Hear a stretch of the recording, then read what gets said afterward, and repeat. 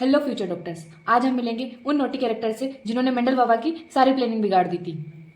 तो भाई मेंडल ने बोला एक एलील डोमिनेट करेगा तो दूसरा चुप रहेगा, पर कुछ जिन बोले भाई हम नहीं मानते। तो आइए देखते हैं मेंडल लॉ के एक्सेप्शन जिन्होंने जेनेटिक्स का गेम ही बदल दिया। तो फर्स्ट इज इनकम्प्लीट डोमिनेंस। नाम में ही मतलब छुपा है, इनकम्प्लीट है। जैसे मैं कोई कहानी सुनाती हूँ, एक गार्डन में एक रेड फ्लावर था और एक व्हाइट फ्लावर था, दोनों मिले तो कैसा बना पिंक फ्लावर।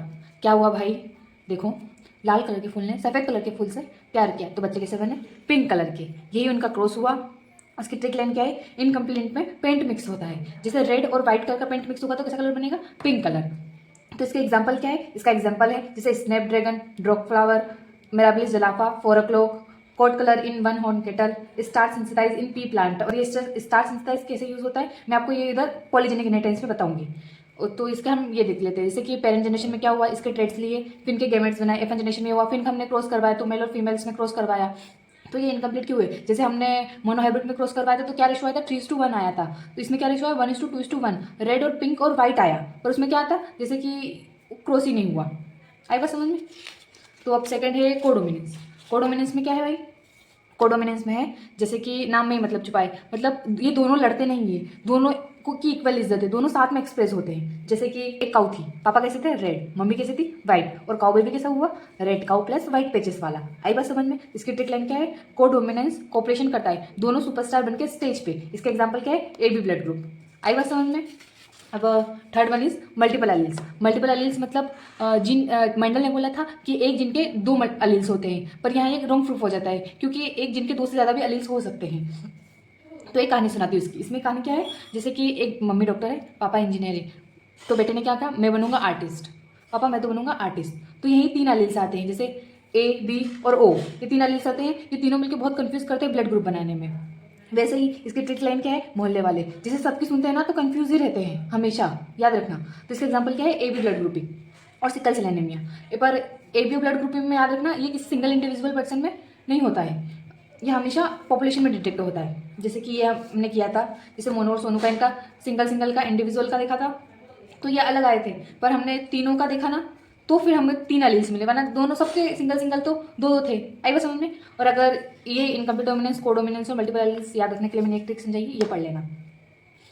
और क्या हुआ कि हमने क्या पढ़ा था, इनकम्प्लीट डोमिनेंस में हमने पेंट के बारे में पढ़ा था, पेंट मिक्स हो गया था, रेड और व्हाइट मिक्स हो गया तो पिंक बना था। और कोडोमिनेंस में हमने पेचेस पढ़ा था, जैसे कि पापा रेड थे और मम्मी व्हाइट थे तो दोनों के बेबी पे पेचेस आ गए, रेड काउ बेबी आया और उस पर पेचेस आ गए। और ब्लड ग्रुप में हमने ये मल्टीपल एलील्स का पढ़ा। आई बात समझ में। तो अब फोर्थ वन पढ़ते हैं। इसमें क्या होगा, सब मिलके काम करते हैं पॉलीजेनिक में।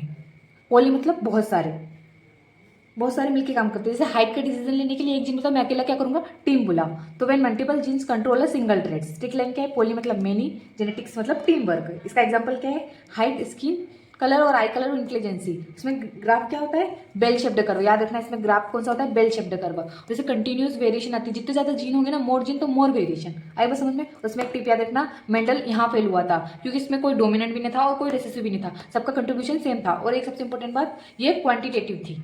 आई बस समझ में। तो अब next one is pleiotropy. Pleiotropy में एक हीरो है और मल्टीपल रोल्स है। जैसे कि एक हीरो है मल्टीपल रोल्स है, मतलब एक सुपरस्टार है जो हीरो भी बन जाता है, विलन भी बन जाता है, कॉमेडियन भी बन जाता है, सारे रोल वो एक साथ प्ले कर लेता है। आई बात समझ में। इसमें one gene many traits pleiotropy. और इसमें ट्रिक लाइन क्या है, P for pleiotropy, P for perform in many roles. आई बात समझ में। इसका एग्जाम्पल क्या है, sickle cell anaemia, HBS gene, starch B gene. ये स्टार्च बी जीन हमने कहाँ पढ़ा था, याद करो। और फिनाइल कीटोनूरिया।